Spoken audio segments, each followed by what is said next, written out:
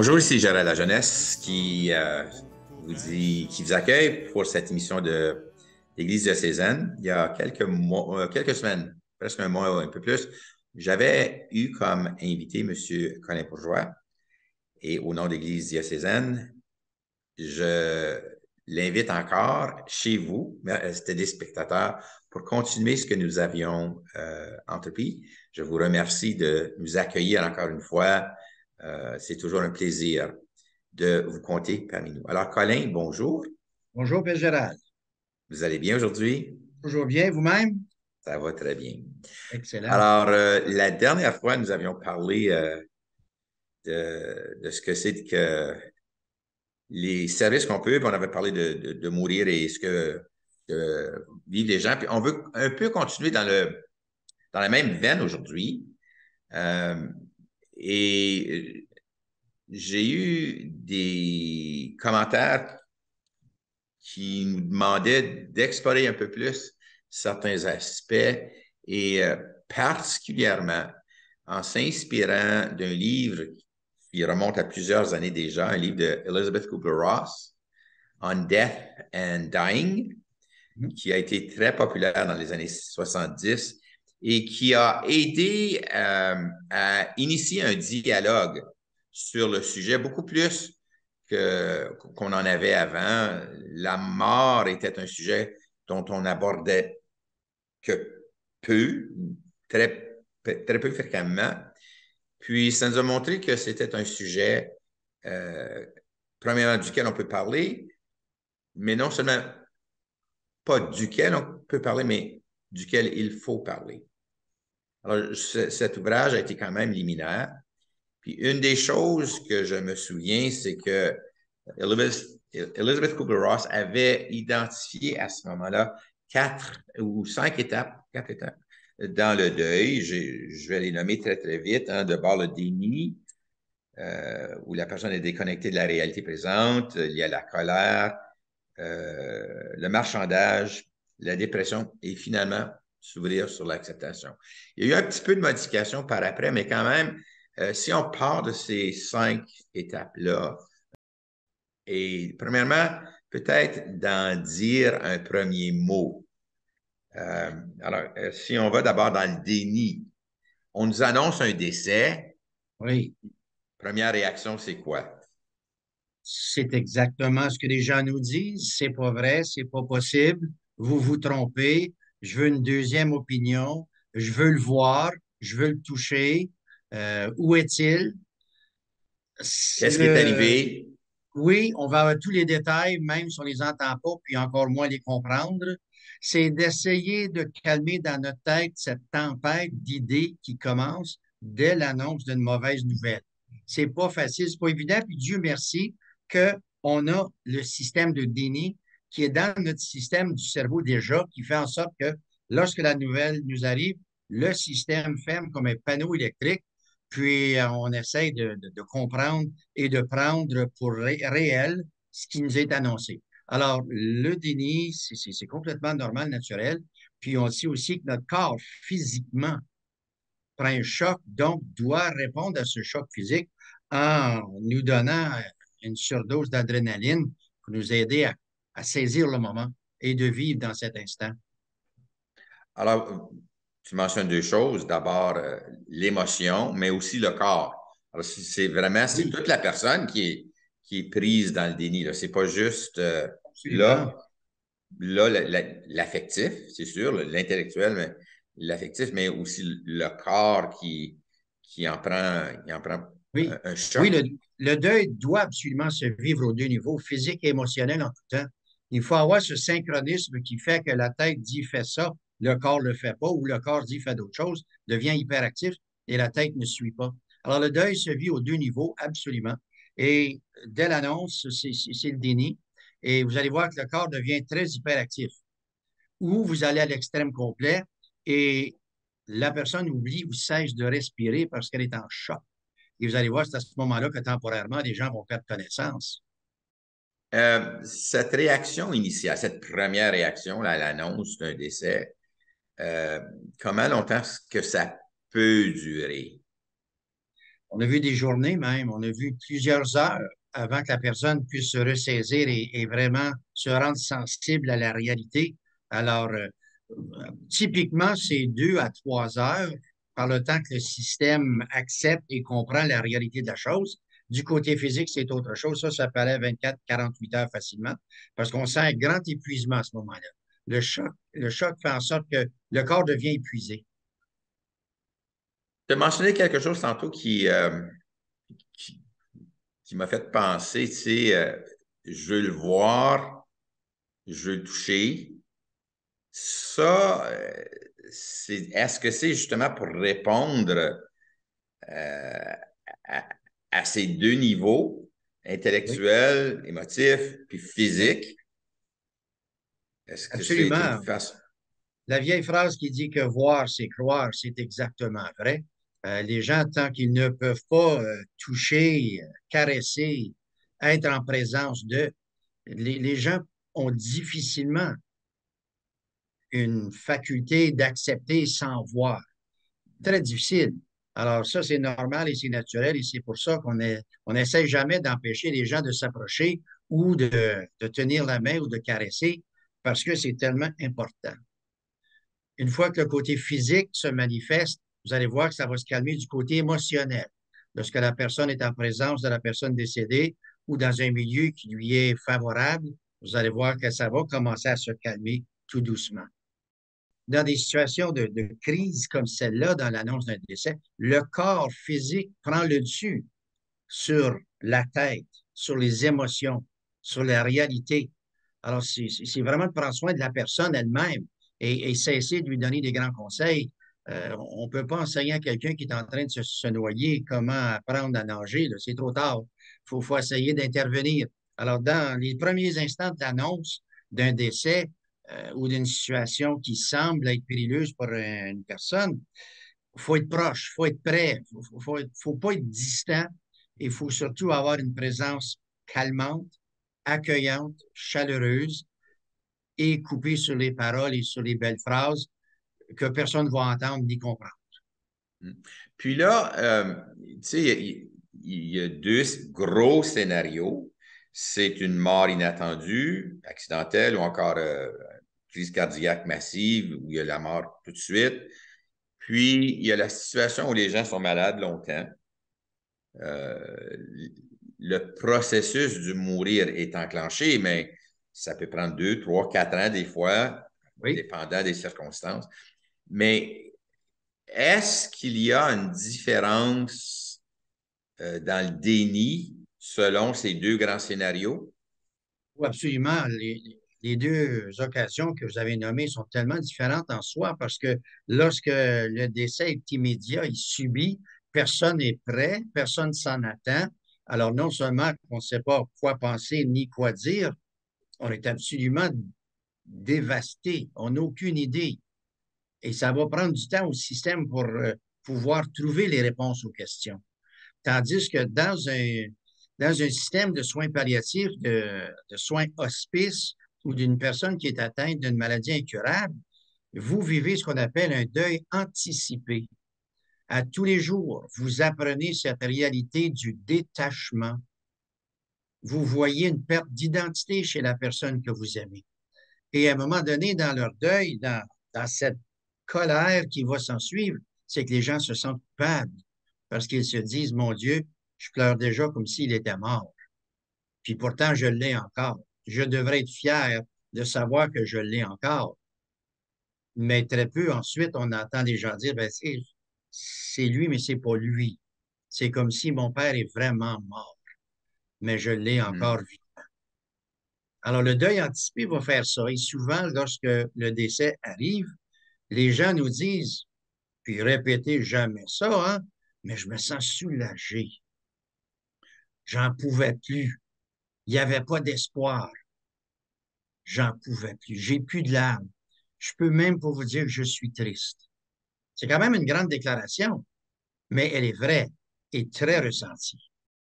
C'est ça. Puis vous voyez aussi que dans cet instant-là, lorsqu'on nous donne cette mauvaise nouvelle et qu'on sait que la mort est inévitable, c'est probablement la première fois de notre vie qu'on n'y peut rien, qu'on Ouais. peut chercher 100 000 solutions, on peut appeler notre meilleur ami qui a autant d'argent qu'il veut. On est dans une situation de perte évidente, sans contrôle. Puis je vous le dis là, que l'être humain n'est pas fait pour être dans des situations où il n'a pas le contrôle. Ouais, c'est Alors, ça, c'est on n'y peut rien, l'impuissance. puis comment embarquer dans cette vague qui dit, bon, bien, j'irai où tu iras et on fera ce qu'on pourra ensemble, en cheminant ensemble vers la mort, vers la fin de la vie. Et ma seule promesse à toi, c'est que je serai pour toi, ton appui Ouais, jusqu'au ça me bout. fait penser, on prend conscience que oui, de cette impuissance totale. Oui, Euh, et alors, déjà dans cette impuissance totale, il y a une perte, là, énorme. une Oui, grande perte oui, qui est anticipatoire à la perte de l'être cher. oui. Euh, ouais. Mais on est chanceux parce que Dieu est bon. Oui, mais l'affaire aussi, c'est qu'on peut Lorsqu'on continuer. C'est pas lorsqu'on n'a fini. pas le C'est pas contrôle. fini. Non. Mais ça donne l'occasion, c'est quand même d'être avec. Pour un temps, on ne sait Oui. jamais combien c'est, mais euh, Mais nous, on dit toujours, lorsqu'il y a perte de contrôle, il y a gain de foi. hein, C'est à ce moment-là qu'il faut traverser la pensée et me dire, je n'ai plus le contrôle, mais j'ai la foi c'est et ça. je crois. Alors, ce n'est plus entre mes mains que ta volonté soit faite. Bon, je suis obligé de m'abandonner, mais écoutez, s'abandonner, c'est pas facile. C'est un Euh, apprentissage aussi. laisser aller, c'est pas dans ma nature humaine. Uh-huh. Comment le faire? Sauf par la Voilà, foi, voilà. sauf par la foi et la prière. Alors, c'est Uh-huh. là qu'on se dit que ceux qui n'ont pas cette foi, cette croyance, ceux qui n'ont pas de spiritualité sont dépourvus. Et Ils il sont faut aller à dépourvus leur et rencontre. ouais, ils Il faut aller doivent trouver leur trouver. rencontre tout de suite. Il faut trouver pour ces gens-là une autre façon. C'est Puis ça. souvent dans le monde médical, ben, petite injection, une petite pilule, on va vous calmer les nerfs, monsieur. Non, la prière va me calmer. Je serai correct, mais je ne serai pas bien. Voilà ma réaction. Oui, Alors, ça, c'est pour la première étape, hein, le déni. Deuxième étape que Mme Kubler-Ross avait identifiée, c'est la colère. comme c'est beau, Après, hein? comme c'est beau, comme c'est beau. Ceux qui réagissent en colère aiment. Tu ne peux pas être en colère avec ou pour quelqu'un que tu n'aimes pas. C'est Alors, le ça. plus que tu es en colère, plus que tu as aimé. Quel beau témoignage. Puis on dit à nos gens endeuillés, écoutez là, videz le sac. Là. Contre qui vous êtes en beau ciseaux? Qui a causé ce cancer? Qui a causé cet accident-là? Parlez-moi donc de ça, vous. Puis là, les gens, écoute, là, sont vraiment capables de s'exprimer. Ils vont s'exprimer jusqu'à l'épuisement. Puis à la fin de leur petite colère, puis c'est pas de dire petite colère, c'est une vraie colère, vous allez voir qu'il y a une petite lumière qui s'allume encore dans leurs yeux. Il y a une espérance, il y a une foi encore. Mais il faut Mhm. leur permettre là, absolument de vider ce sac de colère. Ce qui m'inquiète, c'est ceux qui ne sont pas en colère.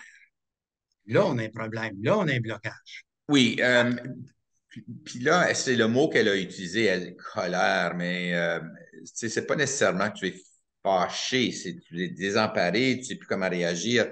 Différemment du déni, c'est juste Oui, que tu oui, t'es fait couper le souffle.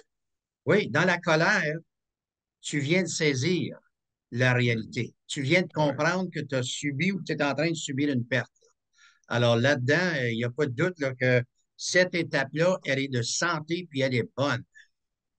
Elle est pénible, mais on commence déjà une nouvelle réalité à ce moment-là.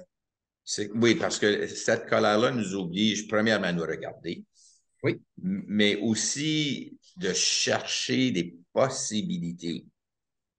Tu sais, parce oui, que veut pas, la vie va changer. la vie va changer. Puis Et dans cette puis, colère-là, vous êtes en train de laisser tomber, malgré vous, ce à quoi vous vous tenez depuis 50 ans, 20 ans. Alors la colère fait ça. On dit en termes vulgaires, brûle tes ponts, parce que tantôt, tu vas les reconstruire. ben, c'est justement ce que je voulais dire, Oui, c'est que faut que tu en construises de nouveau. oui. Faut que tu en construises de nouveau. Alors, tu ne peux pas remplacer la personne qui, qui part, qui disparaît, mais tu ne peux pas la remplacer elle, mais tu peux remplacer cette capacité de relation avec d'autres. Oui. Et même, il faut le faire parce que nous sommes des êtres de relation. Alors, c'est certain, tu as mentionné la foi tantôt. Ça peut être Mhm. une ouverture vers Dieu, vers sa miséricorde, sa bonté, parce que autant qu'on entend l'expression le bon Dieu est venu le chercher, moi, je Ouais, suis très réticent à cette ouais. expression-là. Dieu n'enlève pas, il donne. Mais Et surtout le Dieu d'accueil. c'est ça. Quand les gens disent, ben, d'où est-ce qu'il est ton bon Dieu dans cette affaire-là? Ben, le bon Dieu est amour, puis est accueil. Oui, Puis il est là. Il lui tient la main à ton père. c'est Il ça. est là. Ton père est bien. Il est en présence de Dieu. C'est toi qui Alors, vas mal. autant qu'il y a cette colère, hein, la, la recherche de s'en départir, hein, d'en Mhm. sortir, hein, Oui, devient une ouverture à beaucoup d'autres possibilités. Alors oui, c'est cette ouverture vers Dieu, hein, reconnaître sa bonté, puis de le voir aussi qui agit à travers les personnes qui c'est ça. viennent vers nous. C'est vraiment, puis là, je m'inspire du je crois en Dieu, mais quand je dis je crois à la communion des saints, je crois que les autres personnes comme moi Mhm. deviennent des canaux où Dieu vient vers moi. C'est Puis, exact. sans même parler du bon Dieu, tu peux être présence de Dieu pour un autre Absolument. dans ces moments-là où ils sont dans la colère, hein, où ils sont dépourvus. Ensuite, il y a le marchandage. Ça, c'est surtout avec les gens qui sont malades, qui ne sont pas morts encore. Il n'y a pas grand-chose à marchander après la mort, il faut dire, là, mais Non. Moi, je trouve toujours dans le marchandage que c'est l'humilité qui va nous guérir. L'humilité. C'est de dire, bon, mais là, je peux changer tout ce que je veux, tout ce que je peux échanger ceci contre cela. Bon Dieu, aide-moi, puis je serai toujours là. Non, ça ne marchera pas de même non plus. C'est que dans sa grande divine bonté pour nous, le Seigneur sait ce qu'il y a de mieux pour nous. Nous autres, on le sait un peu moins, mais on pense qu'on le sait plus. Puis parce qu'on vit sur cette terre avec tous ces humains imparfaits, on peut se l'inventer, la réponse pas mal vite faite. Mais c'est pas la bonne réponse. C'est pas la réponse qui est la meilleure. Alors, on va marchander, c'est certain. Je boirai plus, je fumerai plus. Je vais aller à la messe à tous les dimanches, je vais me confesser tous les vendredis. Ouais, ça, c'est peut-être bon pour toi, mon chum, puis je t'encourage à le faire, mais ça ne euh, changera pas la situation, là. Il n'y a rien à j'ai, gagner, là. je n'ai jamais vu que ça dure longtemps. C'est ça.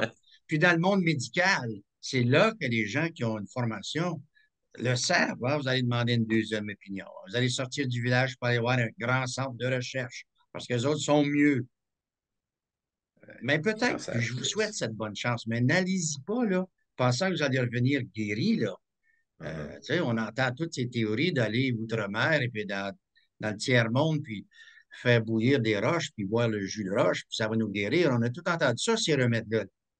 Mais dans le fond, là, j'en ai pas vu beaucoup qui ont guéri de ça. Mais, écoute, si tu veux marchander puis essayer, ben, allez-y bien gentiment, mais ça fait partie de l'être humain de vouloir gagner, de vouloir avoir la main haute sur la situation. c'est aussi peut-être une tentative d'espérer. Hein. Oui. C'est d'espérer, puis à un moment donné, il va falloir voir ce que je veux dans le marchandage, comment je Mhm. l'ai, autrement que moi, je me l'imagine. Ouais. Tu sais, L'humilité fait en sorte que les gens vont dire, je vais changer. Ouais, tu ne changeras pas. Tu es ben, un tant mieux être. si tu changes, c'est Oui, puis on te le sûr. souhaite. Et le marchandage vient éventuellement aboutir sur je suis impuissant, on en a parlé tantôt, C'est ça. et C'est ça. d'accepter son impuissance. C'est exact. Puis, quand viendra l'épuisement total, puis vous avez tous vécu ça dans votre vie, j'en suis certain, où à un moment donné, ton corps te dit, écoute, là, on n'en peut pas, là, on va s'écraser. Puis ta tête te dit, hey, moi, je suis fini, là. Je fais aucun sens, je déparle, je peux pas garder mes idées claires. Dans le deuil, ça va arriver, ça. Puis OK. dans Puis là, cette ben, période, finalement, il là, arrive à cette période de dépression. oui, oui, petite Euh, dépression clinique, là, normale, naturelle. oui, puis ça aboutit finalement à l'acceptation. Puis, tu sais, l'acceptation a été là tout le long de ce qu'on a Oui, discuté jusqu'à présent. Hein. Euh, Qu'est-ce qu'on fait avec les personnes qui n'avancent pas dans le processus de deuil, qui restent pris? Est-ce qu'il y a moyen, on veut cheminer avec eux autres, mais faire du surplace, ça n'avance pas. non, c'est le dialogue, c'est une rencontre avec des professionnels de la santé mentale qui vont pouvoir aller chercher ce deuil. Parce que je vous dis que des deuils, c'est cumulatif. Et probablement, ce deuil que tu vis à ce moment-ci a ramené d'autres pertes, d'autres transitions, d'autres deuils de ta vie qui n'ont pas été bien vécus. Alors là, ça prend quelqu'un qui est formé professionnellement pour aller décortiquer toutes ces choses, pour s'apercevoir que votre réaction d'aujourd'hui couvre quelque chose depuis très longtemps. Et Mhm. souvent, ça retourne à l'enfance ou à l'adolescence. Toutes sortes de pertes qu'on a eues tout au long de notre Exact. vie. Notre Où nous chien, avons quand tu étais été, enfant, oui, lorsqu'on a été victime de perte d'amour.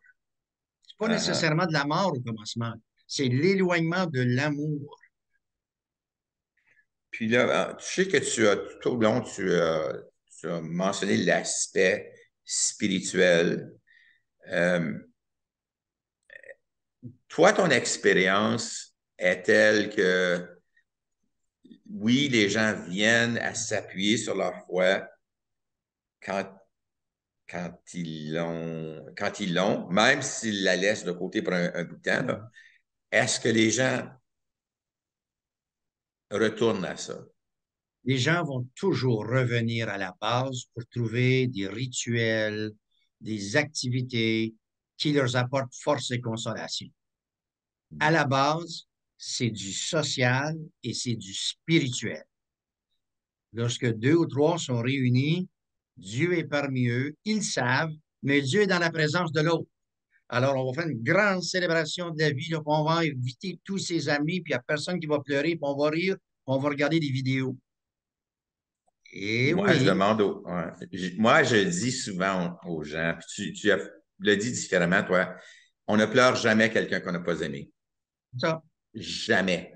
ça. Alors, Alors, le plus beau témoignage, si vous oui, pleurez, que ce soit un témoignage d'amour. c'est C'est exact. que ce Puis soit. Ne pas les avoir gens ont honte. besoin de le dire. Les gens ont besoin de s'accrocher à quelque chose. Oui. Puis de nos jours, la spiritualité est là. Elle est sous différentes formes. On veut reparler de la vie, on veut parler de l'amour. Les gens vont planter un arbre. Mais c'est source de vie. C'est beau, c'est la grandeur des choses. Ils veulent être en communication les uns avec les autres, puis entendre de beaux récits, de belles histoires. C'est beau. Mais dans tout ça, il faut qu'il y ait de l'espoir. Il ne faut pas qu'il y ait de Oui. la commisération. Alors, on a parlé beaucoup là, de mort de personnes, mais il y a d'autres sortes de morts, d'autres sortes de deuils auxquels nous faisons tous face. Bon, j'ai parlé d'un petit chien tout à l'heure, mais tu sais, on peut perdre son travail, Oui. on peut perdre quelqu'un, un ami de cœur, on peut Oui, perdre quoi encore? son Est-ce identité. est-ce qu'il y a des ressemblances? Il y a de grandes ressemblances, des pertes d'identité, des pertes d'autonomie, déracinement, déplacement. C'est difficile, c'est pénible. Et oui, le déni est là. Et oui, la colère est là, c'est certain. Le marchandage se fait parce qu'il y a de l'espoir. La personne est transformée, c'est une transition, ce qui est possiblement permanent au lieu d'une perte qui est totale et présente. Alors, dans ces étapes-là, oui. Maintenant, la vie est rendue tellement vite, puis les apprentissages se font vite. Les gens apprennent plus vite maintenant à faire des transitions à cause de séparation, divorce, famille. Alors, Colin, finalement, le deuil, c'est pas juste face à la mort. C'est quelque chose avec lequel il faut vivre à plusieurs moments dans la vie et avec Absolument. lequel il faut apprendre à gérer ce qui se passe, même si on n'a pas de contrôle, mais dire, voilà, telle est la vie, telle est la vie. Mais C'est exact. il y a une chose aussi, il y a des pertes. Puis tu l'as dit à peu près, mais il y a aussi des gains. Oh, Et absolument. ça, il y a aussi des gains et ça fait partie de vivre. Hein? Et c'est ça Alors, la réadaptation. C'est c'est de ça. découvrir ces nouvelles formes et sources d'amour, Les ces nouvelles gains. choses qui se présentent, ouais, c'est C'est ça. exact. Colin, le temps est écoulé. Je te remercie. C'est allé très, très vite. Merci à Encore toi, une Gérard. fois, je te remercie du fond du cœur. Et Bienvenue. chers téléspectateurs, je vous remercie de nous écouter. Si jamais vous avez des sujets que vous aimeriez que nous apportions, laissez-le savoir à Yolande et elle y verra. Je vous souhaite d'avoir une belle journée. À la prochaine. Si. Mais pour cela, ne faut-il pas tant de fois apprendre encore à être vrai, apprendre à se connaître, être avant de paraître, s'aimer soi-même comme on est, garder les pieds sur terre et fuir l'imaginaire.